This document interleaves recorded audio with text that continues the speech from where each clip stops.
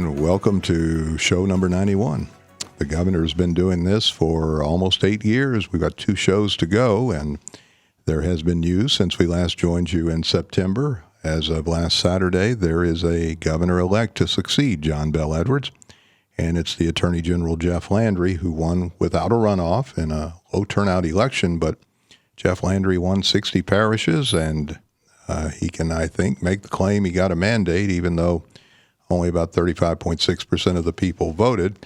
John Bel Edwards and I were briefly discussing the outcome before going on the air, as in a few minutes, and obviously it was a bit different than either one of us anticipated. We both thought there would be runoffs, but Jeff Landry was really considered a front runner from start to finish. He's got the keys to the kingdom, and now the transition begins. How does it look from your vantage point, Governor, and what are your thoughts about last Saturday? Well, first of all, thank you, Jim. It's good to be back with you for show number 91. And I think you summed it up well. Obviously, I pay attention to polling and so forth, and so certainly not surprised that Jeff Landry is the governor-elect. Disappointed because I was for Sean Wilson. I genuinely believed he was the best candidate in the race and so forth, but not surprised. A little bit surprised that it happened in the primary as opposed to in the general election. I just didn't see such a low turnout, especially in areas critically important to Sean. I didn't see the other candidates in the field getting as few votes as they got collectively and so forth. But the election is over. I congratulated Jeff on Sunday, and we are going to have a very smooth and robust transition, and we're going to do everything we can to provide all the information that we wish we had when we came into office, and to facilitate good communications and information exchange and that sort of stuff. So I congratulate him again today on the air. Look forward to working with him through the transition. And as you well know, I'm a Louisianan, and I'm staying in Louisiana. I wish him well. I want him to do a really good job because this is where I and my family live, and certainly I love our state. And I appreciate the opportunity that I've had, but the Constitution and the First Lady limit my service to 8 years. That's about to wrap up in January, and we're going to go on home. And I'm looking forward to the next chapter of my life as well. When you took office 8 years ago, how was the transition with you and Governor Jindal's staff? You know, there was information flow. It was very different because most of the information that we were getting literally on a daily basis was very unfavorable from a fiscal perspective. And it was really hard to find out just how deep the hole was. As you will recall, the Revenue Estimating Conference just before I took office estimated that in the fiscal year that would start on July 1st of 2016, we would be $2 billion short. And moreover, just to close out the fiscal year on June 30th of 2016, just less than 6 months after I became governor, we were $1 billion short. And so it was really the focus was so much on the fiscal situation. But, I mean, there were information exchanges and there was a transition. I don't believe it was as organized as ours is and will be. And certainly my commitment is there to make sure that we do everything we can to exchange information, answer questions, and so forth so that there is a smooth transition. Now, it's no secret that you and Attorney General Landry had some differences, but you are both Army veterans. You're both Roman Catholics. You got a lot in common. You both logged a lot of years in Louisiana politics. What was the principal source of division between the two of you? Well, I obviously when I'm less than objective here. So, but I genuinely believe that I try to very hard to govern from the center. I think that's where most Louisianans are, slightly right of center, but clustered toward the center. I do believe Jeff's instincts take him much further to the right. and on just about every issue. So there's obviously going to be some built-in differences of opinion there and differences in philosophy, and I think that's what has been at play over the last 8 years. And I do hope he will govern in a way that is more consistent with the campaign he ran as opposed to the way he actually conducted himself as Attorney General over the last 8 years. Well, I'm old enough. When I was 5 years old, John McKithen won the governorship over Shep Morrison of New Orleans, and he campaigned as a segregationist. And that's how he won. But he governed in a much different way. We never really know until somebody gets in that chair how they're going to do. But when you look at your 8 years, do you think you followed your true compass? Yes.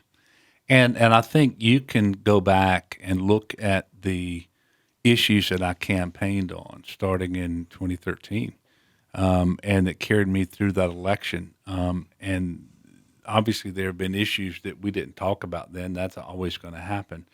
But the things that I was most focused on, we've actually governed in that way and achieved those ends. First of all, we did achieve fiscal stability. We ended the deficits. We have replenished the trust fund, the savings accounts, and created new savings accounts. We've invested in higher education again. We expanded Medicaid. We did criminal justice reform.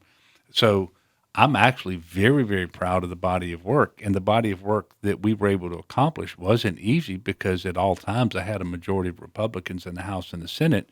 And for a good part of my time, a 2/3 majority of Republicans, a supermajority. And so being able to govern from the center, I think, was very important because I had to have the cooperation of a significant number of Republicans on any issue in order to be successful, and we were successful. Show number 91 with Governor John Bel Edwards. We will go to the phone lines in short order, and the governor will be leaving office on January 8th. He will hand the baton to then 53-year-old Jeff Landry, who will celebrate a birthday in December. The governor, the current one, was 48 when he took the oath of office. He is 56 now.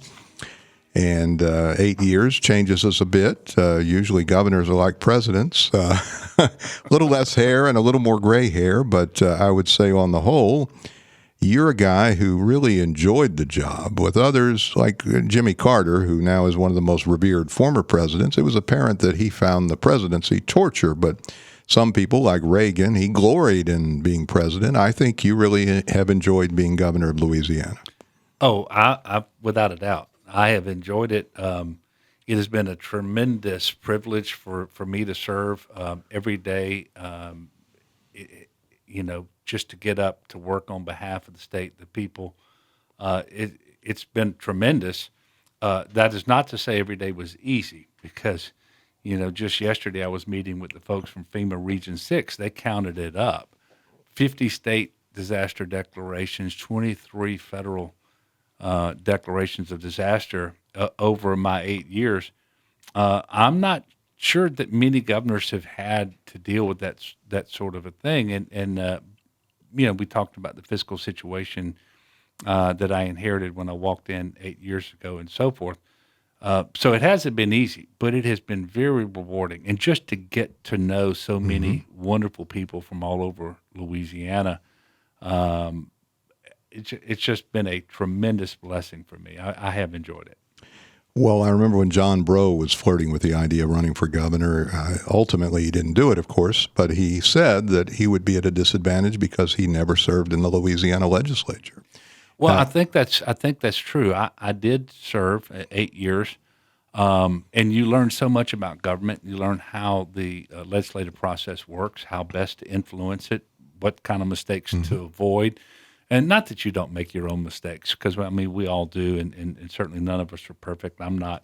But I think the 8 years in the legislature really did help. And the friendships that I developed with people who went on to continue to serve in the legislature, some as leaders, others to achieve statewide office and so forth.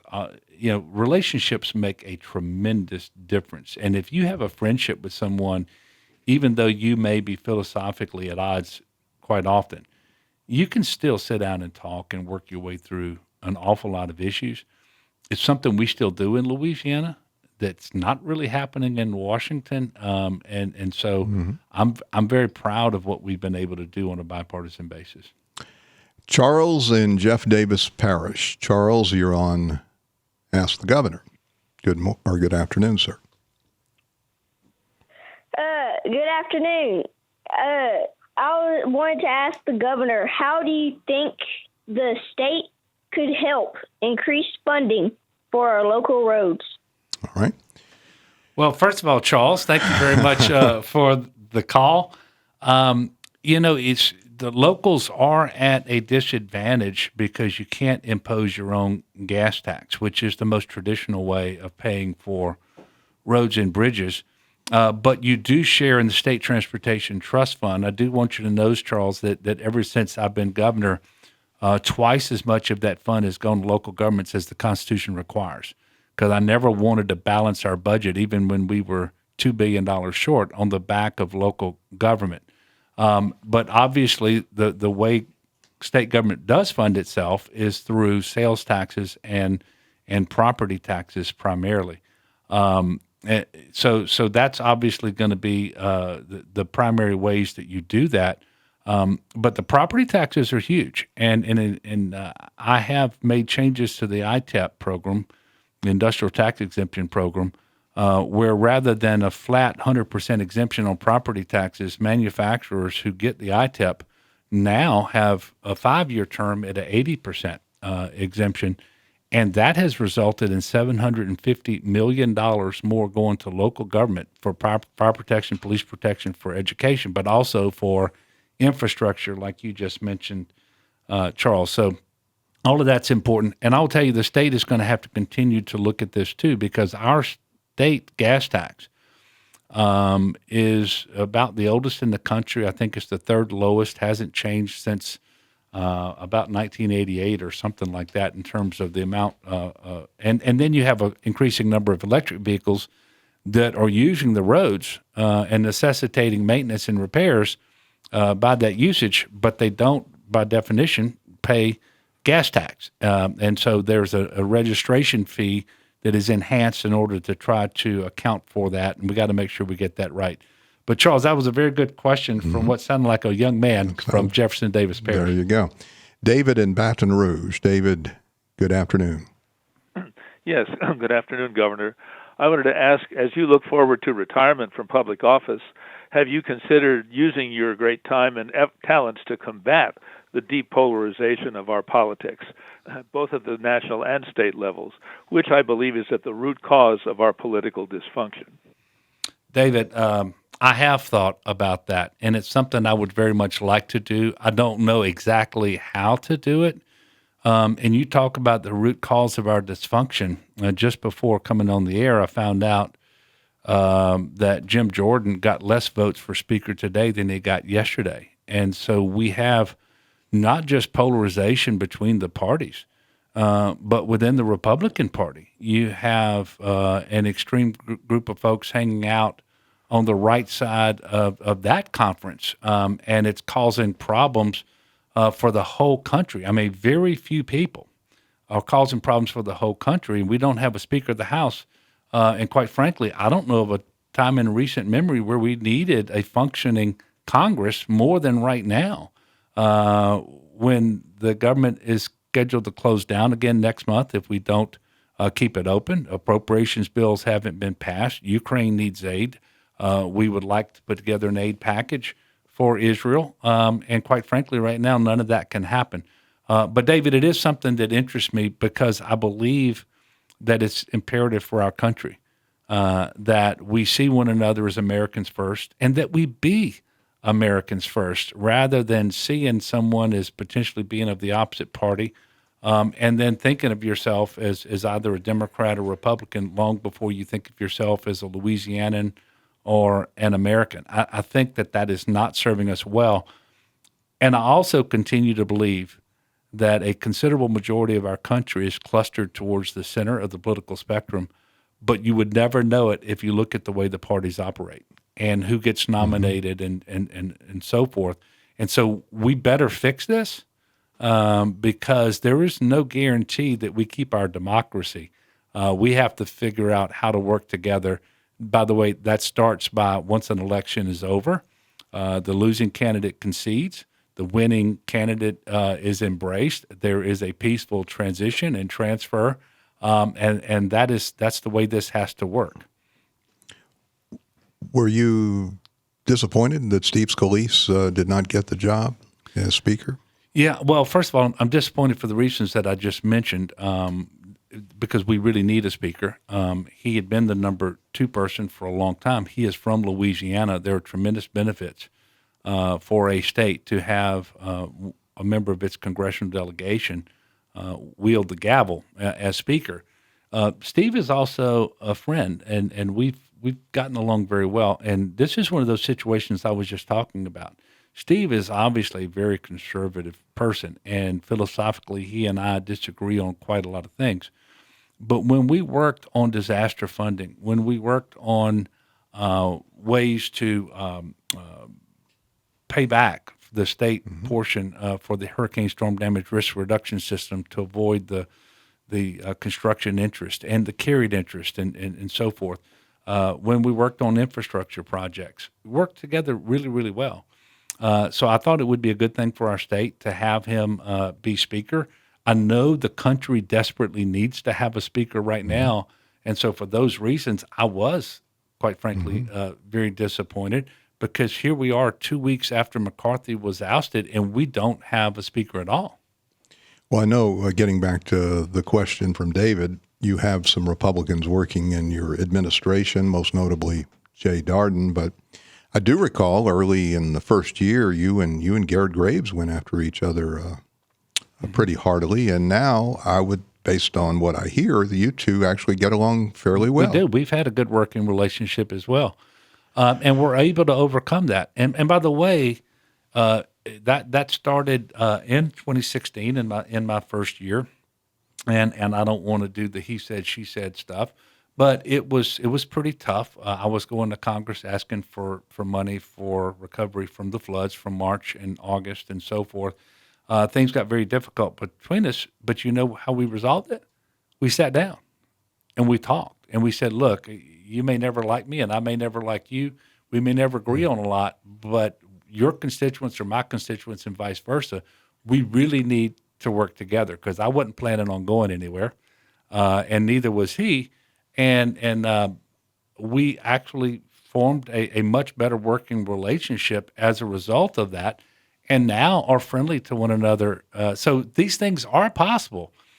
The key, and I'm very sincere about this, and this gets back to David's question, you can never have contempt for people because they are in the opposite party.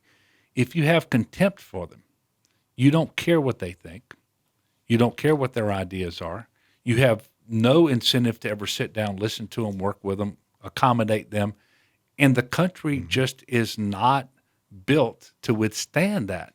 And so I'm very happy to say we were able to work through those differences, Garret Graves and myself. And I think I benefited from it, but more importantly than that, I think the state benefited from it. What about the future of the Democratic Party in Louisiana? It's a trend all over the South, but when I was a kid, all the governors from the South were Democrats, and now all but a few are Republicans. Yeah, but a number of those Democratic governors in the South were extremely conservative people, and so you had basic one-party control. But you still had a lot of the same tensions between governing philosophies. They just played out inside the party.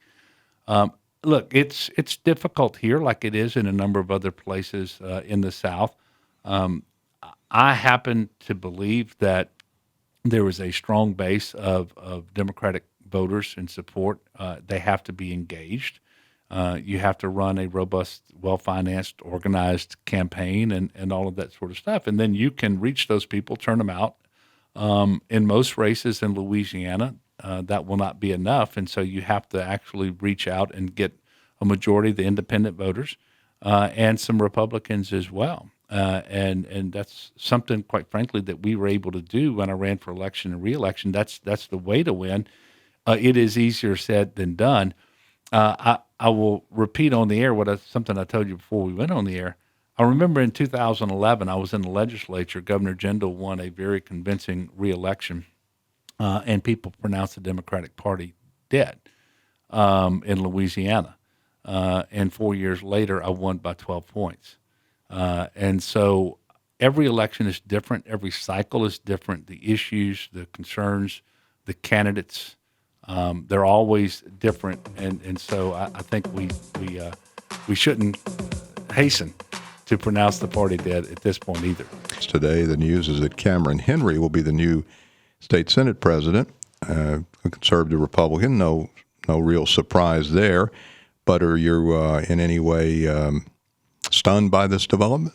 No, it was both predictable and predicted, and I think Senator Henry has a much closer personal and political relationship with Jeff Landry, and I think when Jeff won outright on Saturday, I think that probably put this in motion. And Mike Reese is a good person and a good senator from the Leesville area, but obviously he and Cameron have had a conversation, and that's the way this is going to go. And so I'm not at all surprised. Karen in Baton Rouge. Karen, you're on Ask the Governor. Good afternoon to you. Good afternoon. Thank you for taking my call, Jim. Thank you, Governor, for taking my call as well. I'd like to first make a comment. I, too, am very disappointed with the low voter turnout on Saturday. But I'd also like to thank you, Governor, for your service over the years. And I want to tell you that I did receive an invitation to your last inauguration. I still have it. I was not able to attend as I am an educator and I was in the classroom. But thank you, and I'm going to cherish that, and I have it still in my possession. Karen, thank you very much for calling, and really most importantly, thanks for being an educator. There's not a more important profession for our state and really for our country, and I suspect that's true all over the world. And so I thank you for that. I share your concern about the low turnout, and I'm glad that you were invited, even though you weren't able to attend that inauguration. Those were obviously both in 2016 and 2020 very important and wonderful days for me and my family and my closest friends, and I'm sorry you weren't able to be there to share it. But if it was the 2020 inauguration, at least you weren't out in the cold rain. Blaze in St. Bernard Parish. Blaze, good afternoon. You're on with Governor Edwards.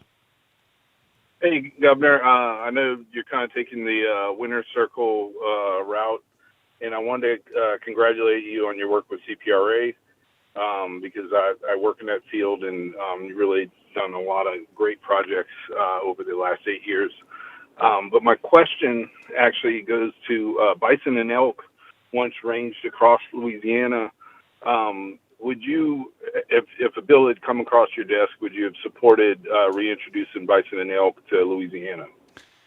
Well, sure, Blaze, if it had been studied by the Louisiana wildlife biologists and they believed that it was the appropriate thing to do, and there are always consequences, some good and some not, anytime you introduce or reintroduce species and so forth.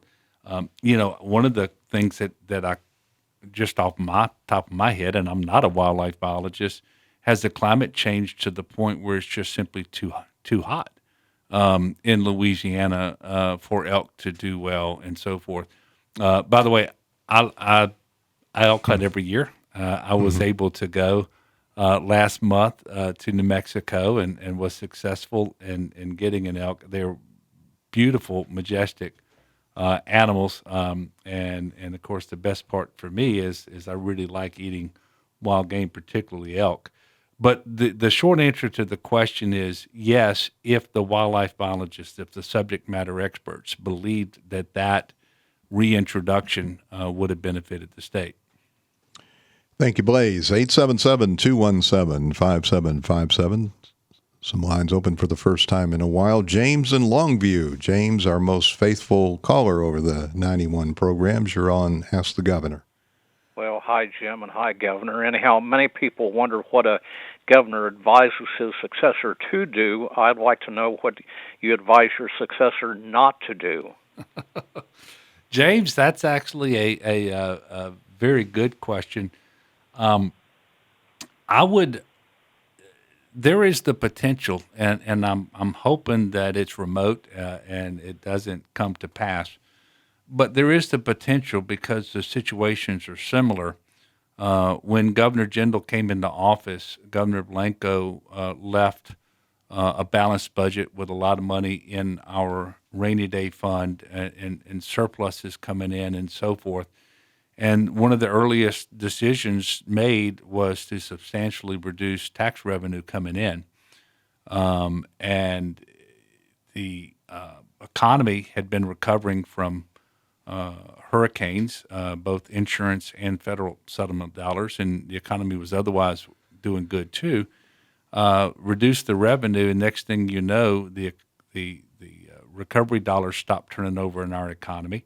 The economy overall dipped, and then the revenue did too, and so that led to a period of about 7 straight years of annual deficits, most with mid-year cuts. The lowest, I say it a different way, the largest disinvestment in higher education anywhere in the country, and that was the situation that I inherited when I came in with a $2 billion deficit. So I would say that what I would encourage both the governor-elect and the legislature not to do is to go down that road again. It is just too painful, and it's not good for our state, especially since we're doing so much better, objectively speaking, doing so much better from a fiscal situation today, and it would be, I think, especially sad to subject the people of Louisiana to that sort of a yo-yo effect again, having learned those lessons just a few years ago. What's your take on what's happening in Gaza involving Israel and Hamas, and by extension, the whole Middle East and the rest of the world? Yeah, well, I think like just about everybody that I know and can imagine, when Hamas made their surprise attack, just brutal, savage terrorist attack into Israel and killed so many innocent civilians, and the way that they did that and injured others and taking hostages, just the sheer barbarity of it, just shocking. And so I fully support Israel, and when they say they need to eliminate Hamas. My heart also breaks for innocent civilians in Gaza as well, the Palestinians.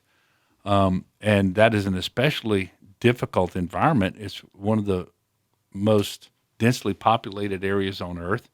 Hamas likes it that way. They like to blend in and hide amongst the civilians, and they'll wear civilian clothes, and they will do those sorts of things. And so it is imperative, I believe, from a moral perspective, that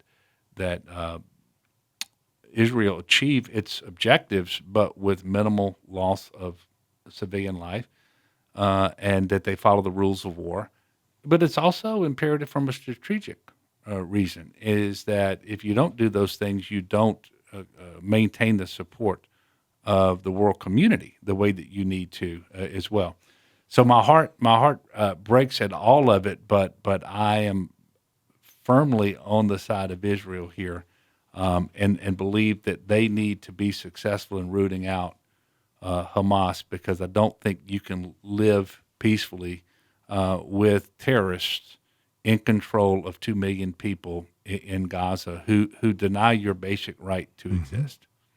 Barry in Mid-City, Baton Rouge. Hello, Rabbi Weinstein. Good afternoon to you, sir. Good afternoon, and good afternoon, Governor.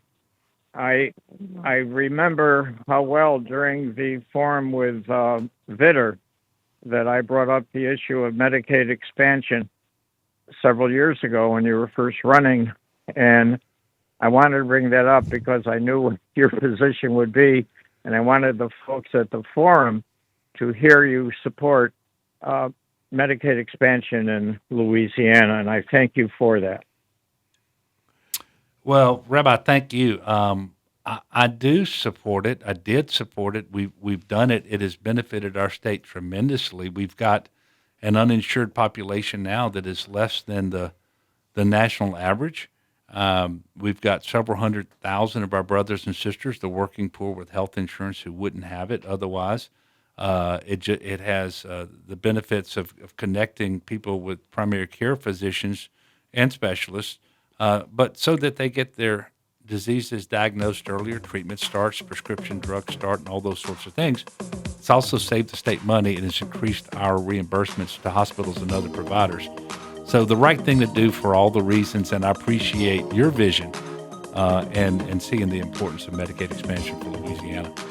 This is October 18th, and 4 days ago we had the outcome known as to who will succeed Governor John Bel Edwards. He's Governor number 56, and number 57 will be the man who was born in St. Martinville, Louisiana, Jeffrey Martin Landry, and it is a change. The governor is noted since every governor since Romer, who was a Democrat who became a Republican in office, he turned it over to a Democrat, Edwin Edwards, who then turned it over to a Republican, Mike Foster, who then turned it over to a Democrat, Kathleen Blanco, and then we had Republican Bobby Jindal, and we've had Democrat John Bel Edwards, and now it's Republican Jeff Landry. We used to have a state that even in presidential elections, we were a swing state. Bill Clinton won here twice, but that was 1996, the last time a Democrat won in Louisiana. I know you have said it's too early to call the Democratic Party dead, but what changes, if any, do you think the Democratic Party will have to make to stay relevant? Well, statewide. Yeah, I understood the question. I do believe that we are going to have to be focused on issues of importance here in Louisiana. I don't believe that the state party can look like just a carbon copy of the national party and embrace all of those positions and on all of those issues. But I also believe that and it happens time and time again, Republicans always overplay their hands too.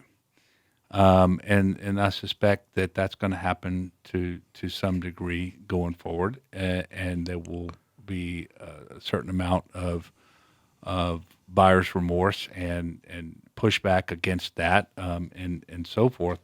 But putting up really good candidates is important. Obviously, having organization at the state level and at all the various parishes.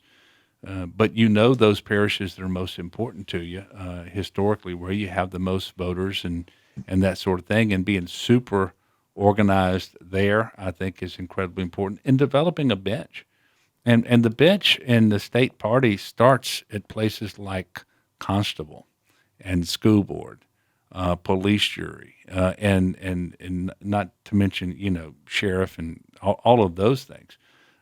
So it really is blocking and tackling. It's the basics. And I would just tell you that we typically overreact in the immediate aftermath of football games that we lose. We overreact and after campaigns where we're unsuccessful, and both parties do that, and things sort of move in cycles, as you know.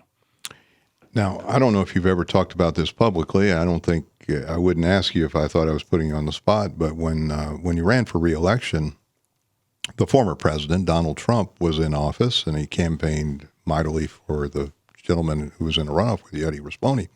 But at one point, did he not ask you to switch parties? He did.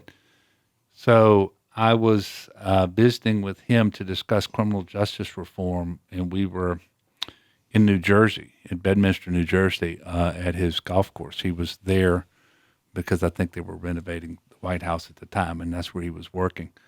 And at the end of the long meeting on criminal justice reform, he asked to meet with me and indicated that he thought I should become a Republican, and should I do that, he would be happy to support me in reelection.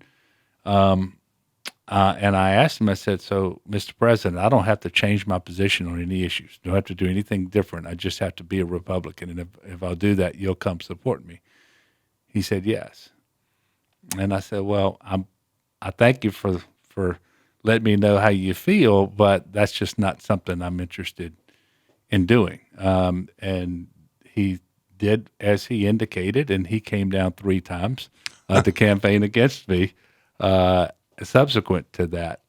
And even though my margin of victory in 2019 was narrower than it had been in 2015, I continue to believe that was probably a more impressive win, if you will, because of the fact that we had a sitting president who very popular in Louisiana, more popular then than now, who made 3 separate visits to campaign against me, and we were still able to win.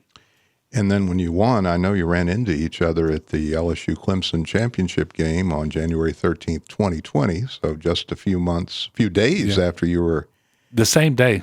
The same day. That's right. It was the same day, Monday. Night, yeah. You ran in. Well, how was that experience when you saw him? He was like he often is in person. He was very gracious, and he came up and he said, well, you beat me. And I said, well, no, Mr. President, I beat Eddie Rispone, but you made it harder for me to do that. And then I assured him in that visit that I was no longer in campaign mode. I was in governing mode, and that I was looking forward to working with him and his administration. Little did I know that in March we would have COVID break out, have the public health emergency, and that I would be literally communicating with the White House and his coronavirus task force every single day. We had one of the strongest hurricanes to ever hit Louisiana later that year, Hurricane Laura, followed up by Delta in southwest Louisiana. So I'm glad that we were able to just reset, forget about the politics of it, and just get back to governing. I have a note here from prominent attorney John DiGiulio. He says, Governor Edwards, you've acted with great leadership many times in the past year when it comes to the death penalty, but I was concerned to see the Attorney General's action in the process of death row inmates seeking clemency, and he's referring to the governor-elect Jeff Landry. So your hope that these inmates would not be waiting on death row for execution may very well be dashed. What are your thoughts about where that stands at this point? And obviously you and Governor-elect Landry are poles apart when it comes to this issue. Well, yeah, no, it appears that we are. Look, my views on the death penalty have evolved since I've been governor. Not that I was pro-death penalty ever, but having just seen the issue up front and looked at it not just over the 8 years, but really over the last 20. In that time period, we have spent hundreds of millions of dollars to both prosecute cases, defend those individuals, and have people housed on death row. And we've had, in those 20 years, 1 execution, 6 exonerations from death row. These are 6 factually innocent people. More than 50 others have had their sentences changed from death to something less than death. So the system doesn't work. And the people who are sentenced to death, their crimes, by and large, are no more sinister or heinous than thousands of others who are in our prisons and convicted of murder. And then lastly, for me, as an extension of my pro-life views, that it is very difficult to say you are pro-life and you believe in the sanctity of human life, but yet you're going to continue to have capital punishment, especially in the type of system that I just described. And what you're really saying is it is okay to resort to violence and even death to settle scores. And that is not the example we should be setting for anyone in Louisiana, but particularly our children, if we are truly to be the pro-life state that so many people claim that we are. And so this is an easy thing for me. I'm disappointed in the way the Pardon Board has proceeded at this point in time on that particular issue. But I do hope, at the very least, that there is a new and vigorous, robust discussion about the death penalty in Louisiana that will lead to change, even if that change doesn't happen under my watch. Bob on airline, I think between Baton Rouge and New Orleans. Hello, Bob. Hey, Jim, great show. My question is, will you extend an invitation to the governor-elect to participate in ongoing dialogue? And Governor, I want to just thank you for your great service. Thanks. Thank you. And Bob, I'll let Jim answer for himself there. We will extend the invitation, and I would be pleased to share the microphone with any governor, but I've been very blessed to have worked with John Bel Edwards. He's been extremely kind to me, and he announced his candidacy right in the seat where he is right now, a little bit earlier than he anticipated. Almost caused me a divorce. But I will tell a quick story. In 2015, I was in New Orleans, and I was on a panel with then Attorney General Landry, and at the end of the discussion, it was asked who's the next governor, and it was between the primary and the runoff with Governor Edwards and Eddie Rispone. And Landry said, "No doubt, Eddie Rispone is going to win." And I said, "No, Governor Edwards is going to win." And I could tell the Attorney General didn't like my answer, but then I looked at him and I said, "But ladies and gentlemen, we could be seeing the next governor of Louisiana right here, Jeff Landry." And little did I know it happened. So you got to work hard to do it. He worked hard, ran a good campaign, and let's hope he governs as well as he campaigned. And I think John Bel Edwards would join me in saying that.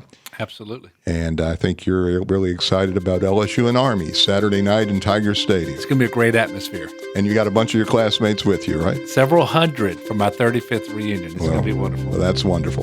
And thanks for joining us. We'll be back next month. Until then, thanks for listening and stay tuned.